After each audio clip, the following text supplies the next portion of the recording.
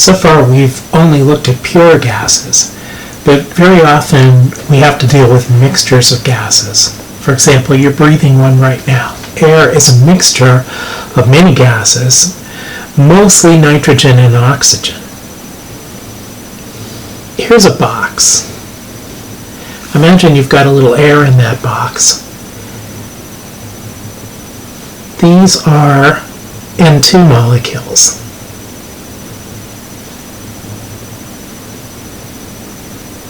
And this is an O2 molecule. Now that's about the right proportion of nitrogen to oxygen. There are 4 N2 molecules for every 1 O2. Or you can say 4 out of every 5 molecules is N2 and 1 out of every 5 is O2. That's about right. Let's say the total pressure of this is 1 atmosphere. Now what would happen if you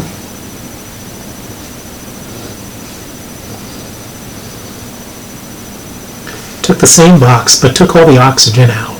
You'd only have nitrogen left.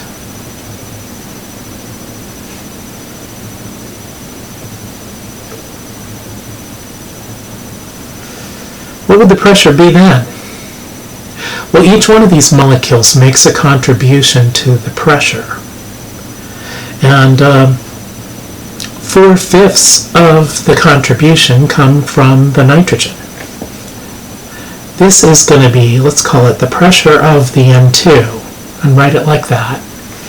And it happens to be 4/5, which is 0.80 atmospheres. Now,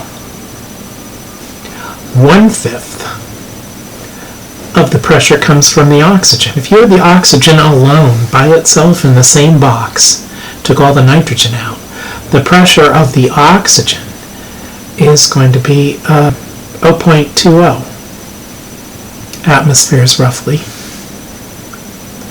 So what we're seeing here is that each gas in the mixture exerts its pressure on the walls independently. Remember where the pressure comes from. It is the molecules beating against the walls of the container. Every time they collide, they press on the wall a little bit and they give it a little bit of pressure.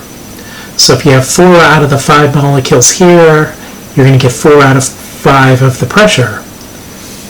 We can write the Pn2 is equal to the molecules of N2 per molecule of air. We can also write the moles of N2, because wherever you say molecules, you can also say moles.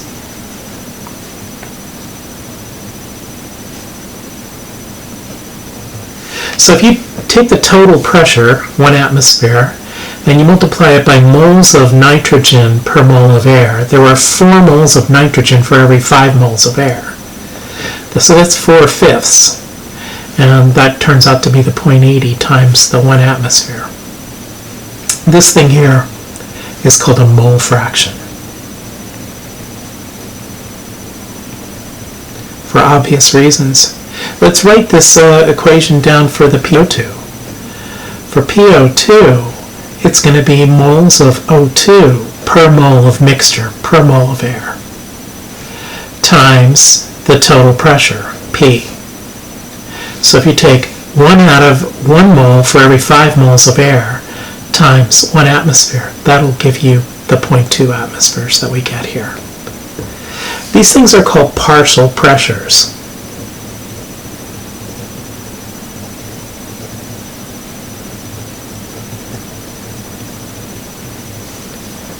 This is the partial pressure of the N2, and this is the partial pressure of the O2. You've got a problem on your worksheet that has you figure out the partial pressure of O2. It tells you that you've got 20 point something something moles of O2 in every 100 moles of air. And then the problem tells you the total pressure of the air is something like 720 torr. So you can calculate the partial pressure of the oxygen that way. It'll be 20 something divided by 100 times 720 torr. So you'll get your partial pressure in torr in that case rather than in atmospheres. All right. Now, notice that the partial pressures add up to the total pressure.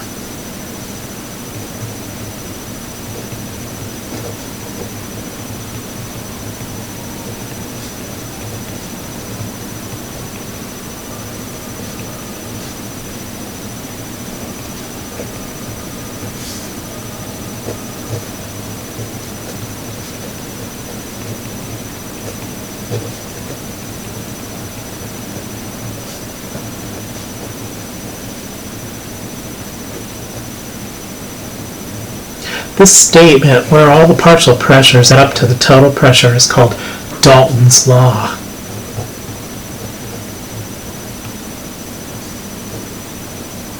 And the significance of it is that if these things are additive, if they add up to the total, that means that they don't interact with each other. That is suggesting to us that the N2 and the O2 in air exert their pressures independently of each other. Now, what is this used for? What do you use partial pressures for? I think if you go into nursing or medicine, you will see partial pressures quite a bit because they will talk about the partial pressure of oxygen that they're delivering to a patient.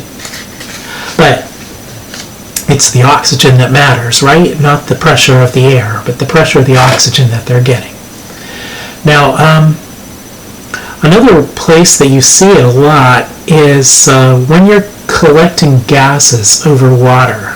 When you've got a wet gas, sometimes you want to see what you would have if you had a dry gas. For example, suppose I am collecting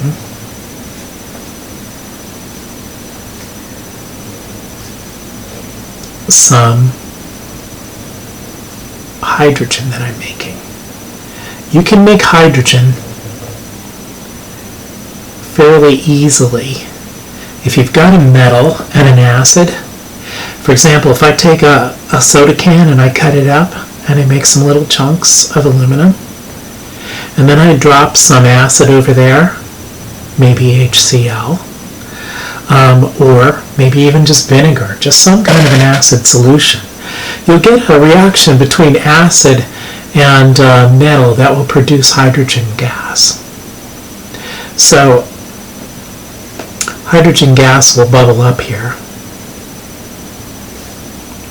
and I'll collect some hydrogen up here. Now, with this setup, I have water in this trough. This is called a pneumatic trough. And basically, I'm collecting the gas by displacing water. So as the bubbles come up here, they push the water down, and that way the gas that I'm collecting doesn't mix with the air at all. So I think I'm getting pure H2. But not really, because what you're getting in there is some of the water vapor. Liquids evaporate, and they make a gas with a pressure called vapor pressure.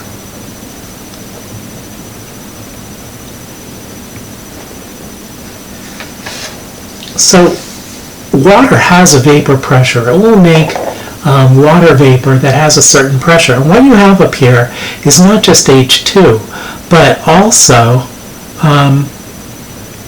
H2O. Now, the total pressure inside the tube has to be equal to the atmospheric pressure. Otherwise, the liquid level would be unbalanced. You'd see it move. So if after you're done bubbling all this stuff up, you've got a steady liquid level, the pressure of the air outside pushing down is going to be equal to the pressure of the mixture here. Let's write that down. Pressure of the air equals pressure of the mixture, the water vapor and H2 mixture. And that's going to be equal to, by Dalton's law, the pressure of the water plus the pressure of the hydrogen. Now suppose we want the pressure of just the hydrogen. You can look up what the vapor pressure of water is at different temperatures. At 25 degrees, let's see, it's 23.76 torr.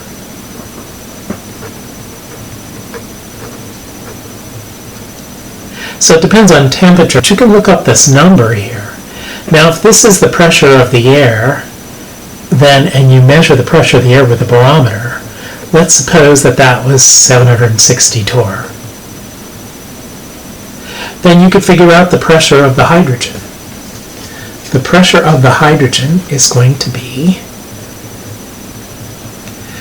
the pressure of the mixture minus the pressure of the H2O, which is going to be, what did we say, 760 torr for the mixture,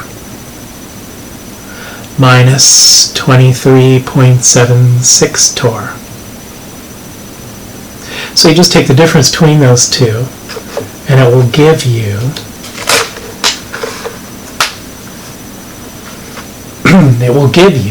the pressure of the hydrogen alone. Now you've got a problem that's asking you to do that. It's problem 10.